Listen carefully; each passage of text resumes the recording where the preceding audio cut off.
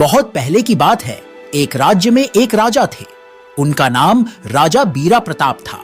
उनके राज्य में बहुत मशहूर एक ब्राह्मण पंडित रहता था।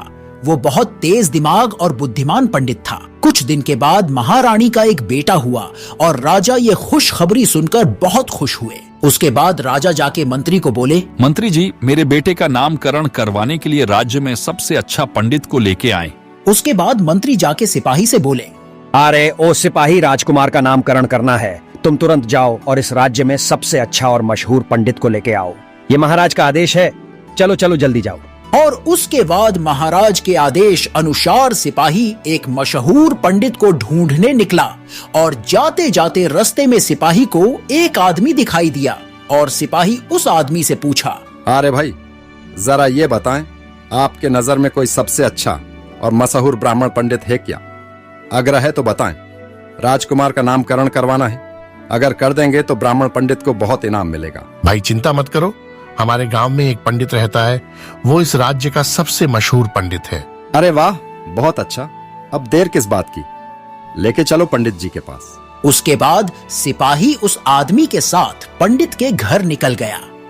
कुछ समय बाद दोनों जाके पंडित के घर पे पहुंचे और वह आदमी जाके पंडित को बोला, अरे पंडित जी, आपका तो भाग्य ही खुल गया। महाराज आपको बुलाए हैं, राजकुमार का नामकरण करना है। अगर आप ये काम करेंगे तो आपको महाराज बहुत सारे इनाम देंगे। तो शुभ काम में देर किस बात की, आप जल्दी निकल जाएं इस सिपाही के साथ। उसके बाद पंडित सिपाही के साथ राजमहल को निकल गया और पंडित और सिपाही दोनों जाके महाराज के पास पहुंच गए। उसके बाद सिपाही महाराज से बोला, महाराज, ये इसी राज्य के सबसे अच्छे मशहूर पंडित है। अरे वाह सिपाही, तुम बहुत अच्छे काम किए हो, तुम्हें इनाम दिया जाएगा। ठीक है सिपाही, अभी तुम जा सकते हो। उसके बाद सिपाही चला गया। उसके बाद महाराज पंडित को बोले, अरे पंडित जी, दूर क्यों खड़े हैं, थोड़ा पास आए। महाराज बताइए, मैं क्या सेवा कर सकता हूँ आपकी? अरे पंडित जी, कुछ नहीं, बस मेरा बेटा का नामकरण करना था। पंडित जी जरा ये बताओ, मेरा बेटा हुआ है, आपको कैसा लग रहा है? सच कहूं तो महाराज, हगने के बाद जैसा लगता है अभी मुझे ठीक वैसा लग रहा है महाराज। उसके बाद पंडित की ऐसी अजीब बात सुन के महाराज पंडित के ऊपर बहुत गुस्सा हो गए। महाराज गुस्सा होके पंडित को बोले, अरे वो मूर्ख पंडित, मैंने सोचा था तू बहुत अच्छा पंडित है, लेकिन तू मेरा मजाक उड़ाया, तुझे दंड मिलना चाहिए। पर महाराज, मैंने ये क्या गलती की जो आप मुझे दंड देंगे? ये ना समझ पंडित मेरा मजाक उड़ा के बोल रहा है, क्या गलती किया? महामंत्री जी, इस पंडित को तुरंत बंदी बना लीजिए। उसके बाद सिपाही पंडित को लेके सलाखों के पीछे डाल दिया। पंडित बैठ के रो रहा था। कुछ समय बाद महामंत्री पंडित के पास आकर पहुंच के बोले, अरे वो पंडित, महाराज का आदेश है, तुझे 2 दिन बाद मौत की सजा मिलेगी। चल बता, तेरा आखिरी इच्छा क्या है? पंडित बहुत तेज दिमाग था। मंत्री को चालाकी से बोला, मेरा आखिरी इच्छाएं है, मैं और महाराज सुबह 6 से शाम 6 बजे तक समंदर की सैर करेंगे। अरे पंडित, तेरा ये इच्छा को पूरा किया नहीं जा सकता। कोई और इच्छा है तो मांग लो। नहीं, मेरा और कोई इच्छा नहीं है। नियम के अनुसार महाराज को मेरा आखिरी इच्छा पूरा करना ही होगा। उसके बाद मंत्री जाके महाराज को पंडित का हर एक बात बोल दिया। पंडित का सभी बात सुन के महाराज बोले, पंडित को जो करना है वह करने दो, आखिर में उसको सजा मिलके ही रहेगी। उसके अगले दिन सुबह राजा और पंडित खाना पानी के साथ निकल गए समंदर की सैर करने के लिए। कुछ समय बाद समंदर में घूमते घूमते 7 घंटे बीत चुके थे। कुछ समय बाद महाराज के ऊपर एक मुसीबत आ गई।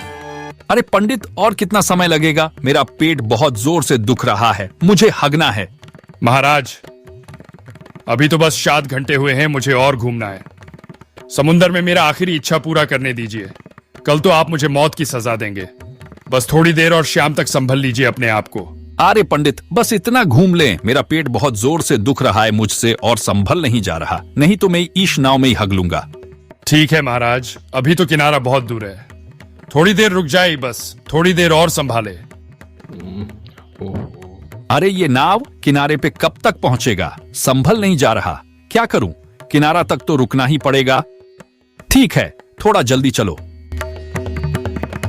2 घंटे बाद राजा और पंडित किनारे पे आके पहुंच गए। उसके बाद राजा नावों से उतर के दौड़ते दौड़ते चले। हगने के लिए कुछ समय बाद राजा बहुत खुशी से आए पंडित के पास। उसके बाद पंडित राजा से पूछा, महाराज आप तो बहुत खुश हैं, अभी थोड़ी राहत मिलेगी आपको। महाराज चलिए ये बताएं, हगने के बाद आपको अभी कैसा लग रहा है? आर्य पंडित, हगने के बाद जो खुशी, आनंद और जो शांति मिलती है वो और किसी में नहीं। महाराज मैं उस दिन आपको ये बताना चाहता था, लेकिन आप तो मेरे ऊपर गुस्सा हो गए। आपको अभी हगने के बाद जैसा लग रहा, मुझे भी उस दिन ठीक वैसा लग रहा था महाराज। पंडित जी, मुझसे बहुत बड़ी गलती हो गई, मैं आपकी बातों को समझ नहीं पाया, मुझे माफ कर दीजिए पंडित जी। महाराज आप क्यों माफी मांग रहे हैं? आपको शोभा नहीं देता? महाराज मैं खाली आपको समझाने के लिए ये सब नाटक किया था। महाराज मुझे माफ कर दीजिए महाराज, मैंने आपको बहुत कष्ट दिया है। उसके बाद पंडित का अच्छा स्वभाव देखकर महाराज पंडित के ऊपर बहुत खुश हुए और पंडित महाराज का बहुत खास आदमी बन गया और राजा पंडित को बहुत सारे इनाम दिए। इसी के साथ हमारी कहानी समाप्त होती है। दोस्तों कृपया लाइक करें, शेयर करें और सब्सक्राइब करें and press the bell icon for more videos updates.